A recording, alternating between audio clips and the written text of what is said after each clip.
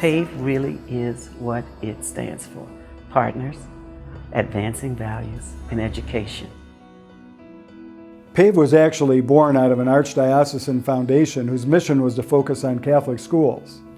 But this great board of directors, in thinking about the biggest impact they could have and how to do the greatest good for the greatest number of kids in Milwaukee, said, why don't we have a bigger vision? Why not help all low-income families, through a scholarship, get into schools where their children could be successful? And that's how PAVE was born.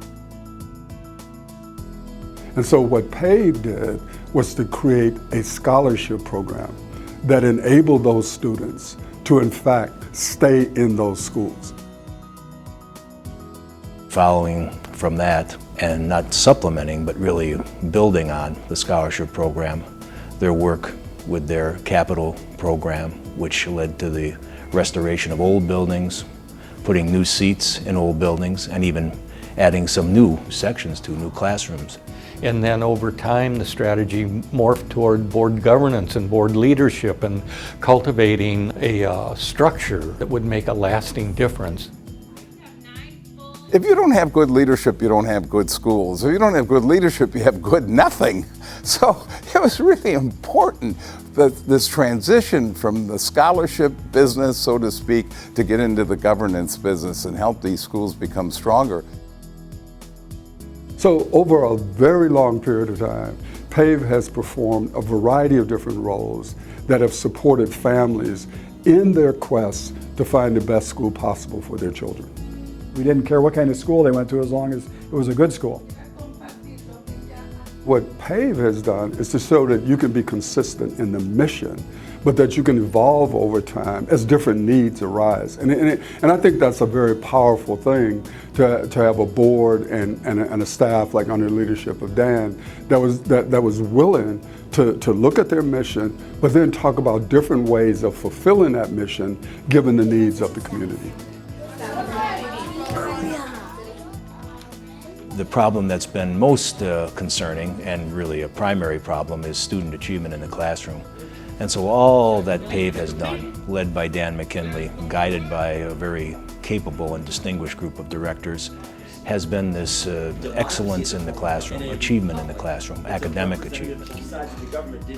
The Chinese have a proverb: if you want your project to last 1 year, you plant rice.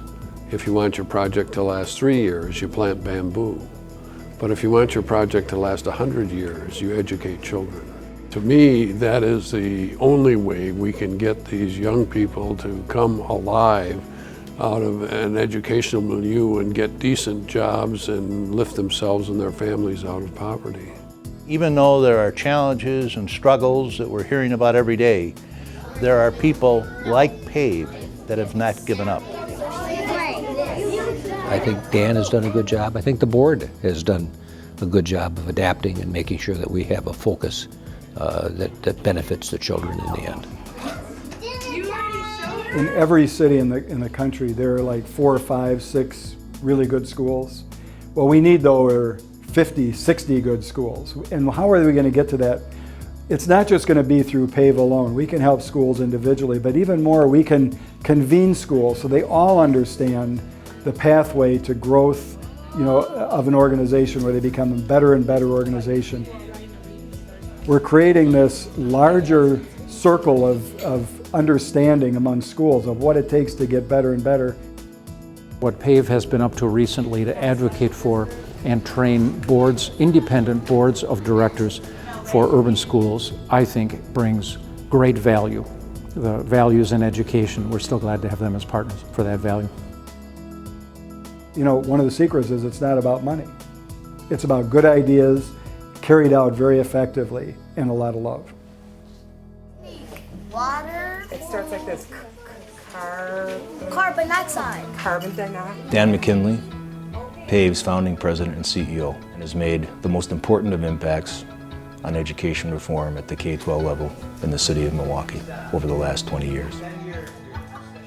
He genuinely cares about all of the kids in the schools in Milwaukee.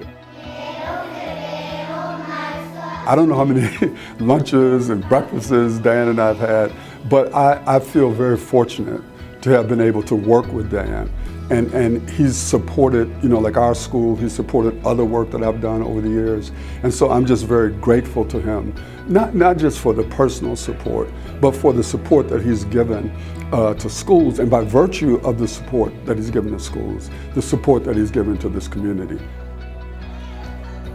Dan McKinley has been a reservoir of information because he has developed a significant knowledge base of what is happening in the field, and that's valuable. Whatever I was involved in with Dan, he made it very clear it was about the children. Thousands of kids have gone to much better schools just because of Dan McKinley. What could be more important in work than taking care of children?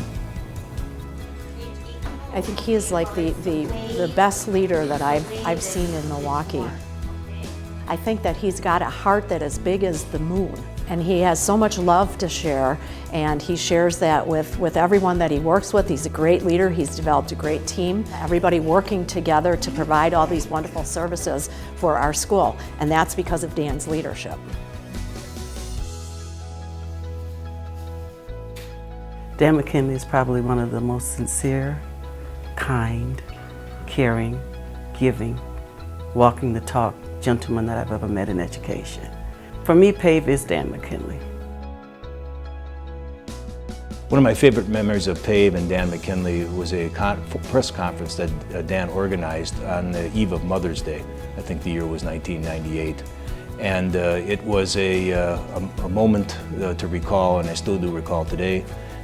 Mothers got very excited, very emotional about the opportunity to have a program like PAVE, which would enable them to educate their children in the fashion they saw fit. So 40 mothers came up to that microphone, and just one after the other told their story. It was the most powerful moment. And the mayor was standing there with me, and we looked at each other and we just shook our heads and said, this is fantastic. Who could tell the story better?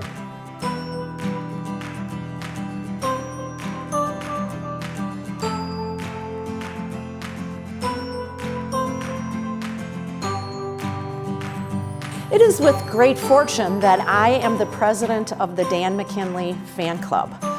While we have numerous chapters located throughout the whole world, our local chapter here this evening at Notre Dame Middle School would like to say, thank you, Dan McKinley.